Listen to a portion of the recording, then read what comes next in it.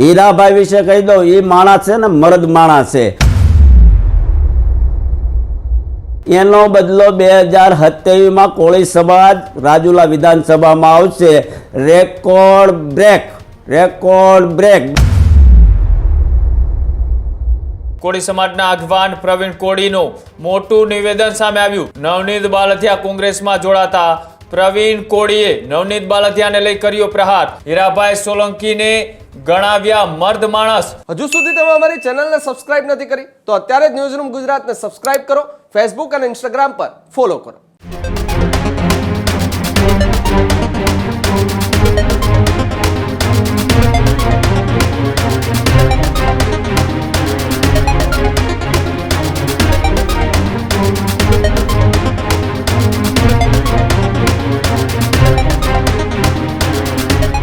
સમાચારોમાં આગળ વાત કરીએ કે નવનીત બાલથિયાએ કોંગ્રેસમાં જોડાતા એ કોળી સમાજના આગેવાનોનો હવે મોટું નિવેદન છે તે સામે આવ્યું છે.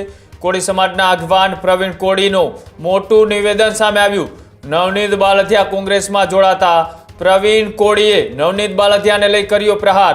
સાથે જ કહ્યું કે નવનીતભાઈ કોંગ્રેસમાં ગયા છતાં પણ કોળી સમાજ એકજૂટ.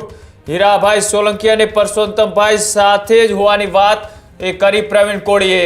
હીરાભાઈ સોલંકીને ગણાવ્યા મર્દ માણસ. હીરાભાઈ હંમેશા કોળી સમાજની પડખે ઊભા રહેતા હોવાની પણ કરી પ્રવીણ કોળીએ વાત.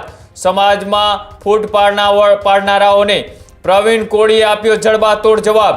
રાજુલામાં 2027માં રેકોર્ડ બ્રેક જીતનો પણ કર્યો દાવો.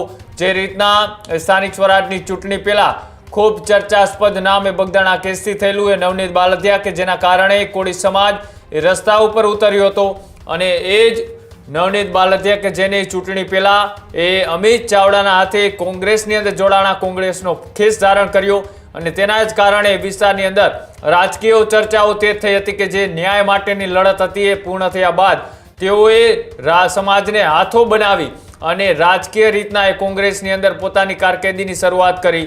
એ નવનીત બાલથિયાને લઈ હવે કોળી સમાજનું શું સ્ટેન્ડ છે તેના ઉપર સૌ કોઈની નજર હતી.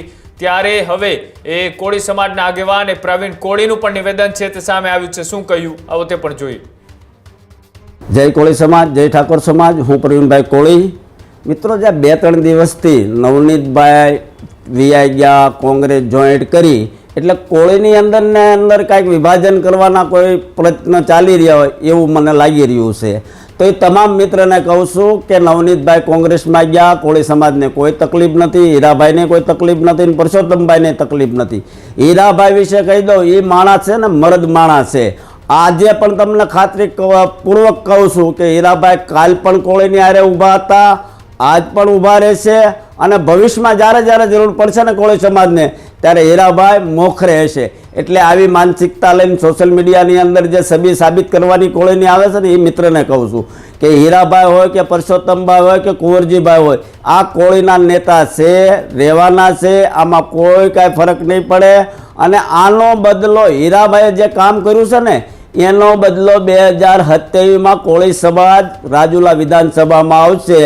Record break. બીજી વાર રિપીટ કર્યું છે, એની બહુમતી હશે. આટલું તમે ધ્યાને રાખજો. જય કોળી સમાજ. હજુ સુધી તમે અમારી ચેનલને સબસ્ક્રાઇબ નથી કરી તો અત્યારે જ ન્યૂઝરૂમ ગુજરાતને સબસ્ક્રાઇબ કરો, ફેસબુક અને ઇન્સ્ટાગ્રામ પર ફોલો કરો.